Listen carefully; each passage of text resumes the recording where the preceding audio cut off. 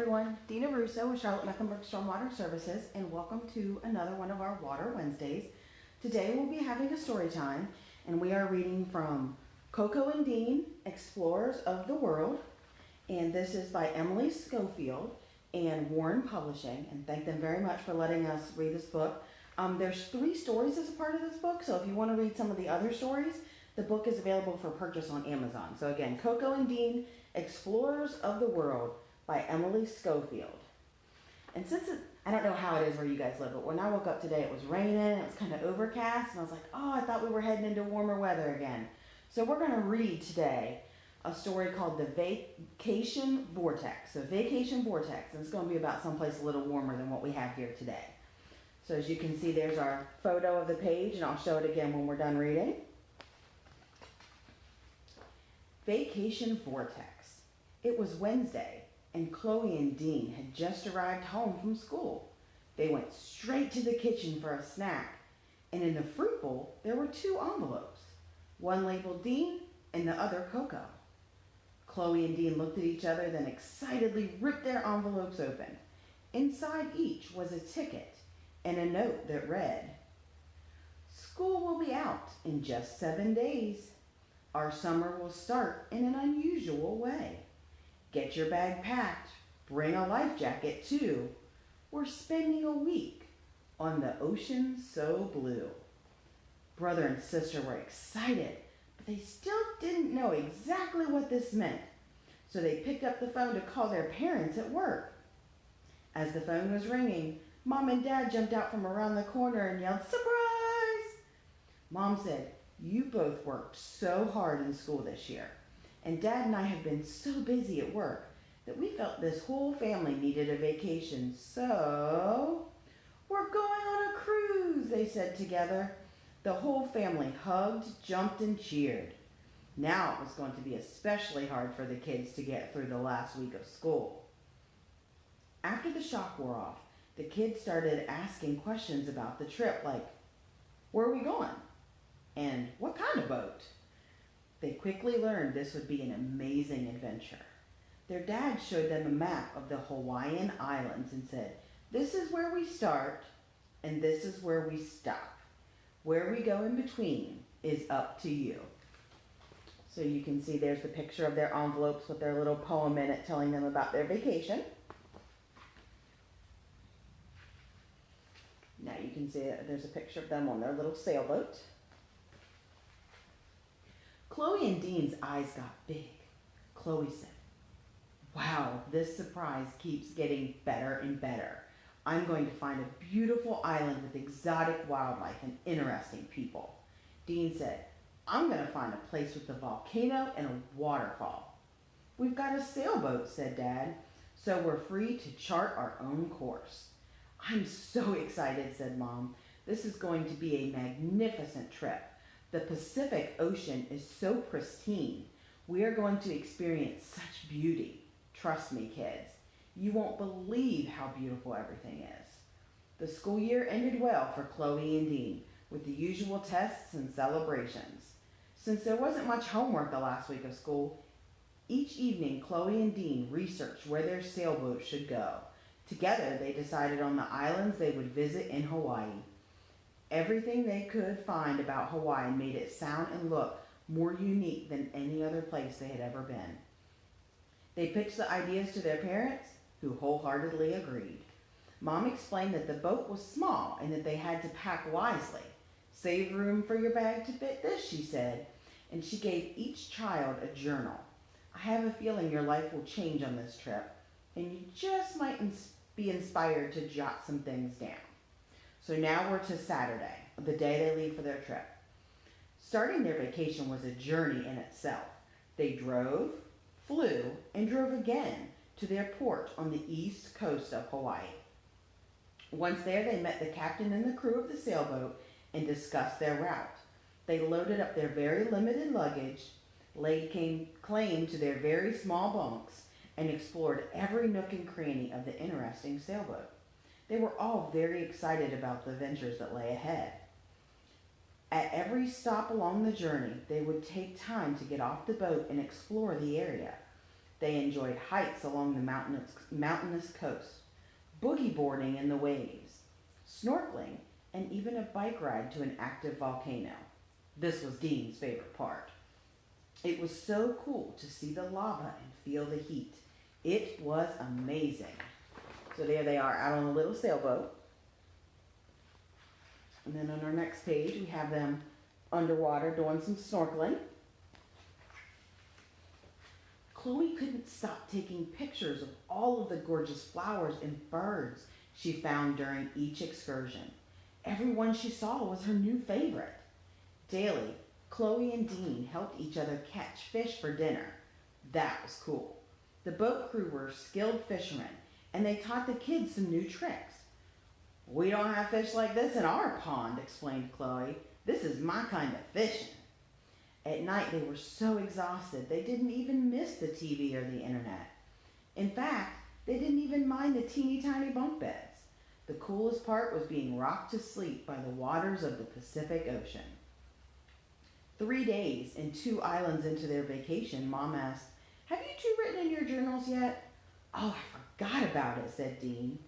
"I wrote down a couple of the new bird and flower names," said Chloe. "Why don't you spend some time on that this morning?" encouraged Mom. "I'm going to need a thesaurus to find new words for beautiful. Everything I see is simply beautiful. Now I know why they call it paradise," said Chloe.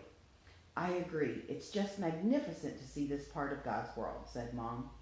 "I think I'll move here when I grow up," said Chloe. "That sounds fine to me. Dad and I might follow you," said Mom. "What about you, Dean?" "Yo ho ho, a pirate's life for me," sang Dean in his best pirate's voice. "I guess that means yes," said Dad. "We have just a couple of days left before we fly home. The captain was telling me about a helicopter excursion. Are you guys interested?" asked Dad. "Yes," replied Chloe and Dean in unison.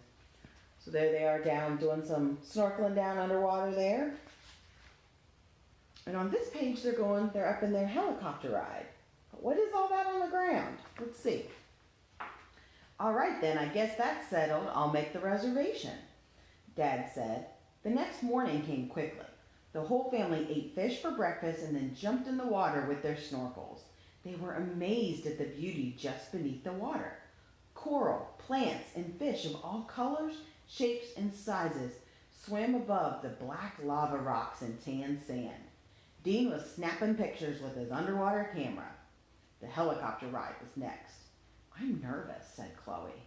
"I'm not. I'm excited," said Dean. "This is going to be the coolest part of our trip." They boarded the helicopter and buckled in. Each had a window seat. The helicopter lifted and their stomachs jumped as though they were on a roller coaster. As the helicopter rose higher, the scenery was amazing. Rugged black and brown mountain peaks, perfectly blue just as they imagined it. Perfectly blue just as they imagined it. Water, jungle-like tree canopies, and vegetation growing in patches around the island. There was silence between the siblings. What could they say? They had to be thinking the same thing. What amazing, beautiful, indescribable sights. The chopper took them over the water and then up the coast of an island called Oahu. At one point, the pilot lowered the chopper and they could see a line of blue, yellow, red, and white stuff on the sand. The pilot spoke through the headset and told them it was plastic trash washed up from the ocean. She explained where the ocean currents collide in this part of the Pacific and in the other oceans of the world, floating plastic trash collects like a barge of garbage, like a big mound, a barge of garbage. People have started calling it the plastic vortex. When the pieces break free from the force, some of them wash up on the shore like this. Dean asked, "Why don't they clean it up?"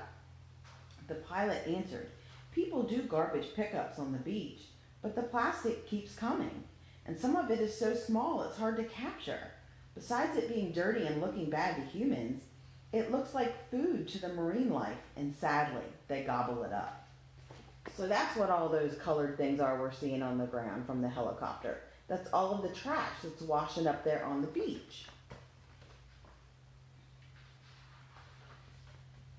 Chloe's eyes filled with tears when she spoke. She sounded angry. This is ridiculous. If more people could see this, they would definitely do something about it. Dean said to Chloe, "What can we do about it? It's not like it's our trash." Chloe responded in a disgusted tone as she stared out the window. "Well, you don't know that. Some of your old toys could be floating right below us." She paused and then said sarcastically, "Dean, look at that red thing. I think that's your old superhero shield." "Hey, that's not cool. I would never throw my garbage into the ocean," said Dean. "I know. This just makes me mad. Everything on our vacation has been so awesome, and now we see this sad scene," her voice trailed off. The pilot spoke up saying, "I show this to everyone, hoping it will spark a fire in someone's heart." On the ride back, Chloe and Dean hardly talked. When they got back to the boat, Chloe grabbed the captain of the sailboat and asked that he take them all to the plastic beach. Chloe was somber the whole way there. When they arrived, the trash was immediately visible. The captain said, "This breaks my heart." Chloe and Dean spent their last day on vacation picking up plastic trash of all shapes, sizes, and colors. Some bits were unrecognizable and other pieces were obvious. Their parents and even the crew worked too. After a while, Chloe smiled. It felt good to help, and she knew she had to share this with her friends back home. "Hey, Dean, are you taking pictures of this?" she said. "No, I only wanted pictures of cool stuff to show my friends," he answered. "I know what you mean, but I don't think people will believe us if we don't have proof. Will you please take a bunch of pictures? I have a plan," Chloe said. Both of them realized that seeing is believing. Over the rest of the summer, they worked together to create a video of their trip showing the contrast of nature's beauty to the plastic vortex. They shared the video online and pretty soon accepted requests to speak to kids all over town. Girl Scouts, Boy Scouts, churches, camps. Chloe always started the conversation like this. "Did you know that sea monsters exist? Let me tell you about one in the Pacific Ocean that eats plastic garbage." So the thing I love about Coco and Dean is they have some comments at the end that we can talk about, and then things that you can do at home when you're done listening to the story. So if you don't live near an ocean or have never been to an ocean, it doesn't matter. You still need a healthy ocean. And why do we need a healthy ocean? Oceans provide at least 50% of the oxygen in our air. Oceans contribute to our weather patterns. They influence the temperatures on Earth. Oceans provide food. Oceans provide jobs. And oceans provide places to live and to play.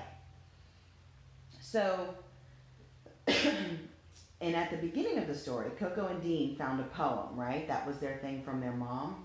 Can you write a 4-line poem about garbage and the ocean?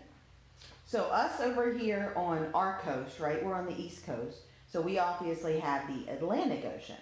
But some of the trash that we have here in Mecklenburg County, if it enters into our streams, it can float down water in the rainwater and go into our drains during a rainstorm. And those pipes go underground and go straight to our streams. And if that trash gets in those streams, it can make it to our rivers. And then our rivers are going to flow and go to the ocean. So our trash here in Mecklenburg County could make it all the way to the Atlantic Ocean. And remember in there it said lots of oceans have these different vortexes where all of these currents pull things. And there's lots of animals that live in the Atlantic too that could mistake that plastic for trash. And that could make them sick. So it's very important we do things like letting people know that things shouldn't go down the storm drain and picking up trash near the storm drain when we see it. And if you guys would like to get involved, we have some volunteer programs. We have the Adopt a Stream program where you in a small group, especially now we want groups of 10 or less, so you could just do it with your family or friends, can go down in the stream and you can pick up some of that trash. Or you could go and put storm drain markers out in your neighborhood, and those are little things that you glue onto the curb portion of the storm drain, and it lets people know, don't put things down the stream because it's going to go all the way to our streams, which then obviously could make it all of the way to the ocean. So if you're interested in volunteering at all, you can comment on this post and we will get anything and send anything over to your house that you may need. So put it down in the comments, or you can message us on our Facebook page and we'll get everything to you. I thank you guys for joining us for another Water Wednesday. I hope you enjoyed Coco and Dean, Explorers of the World, and we look forward to talking to you next time.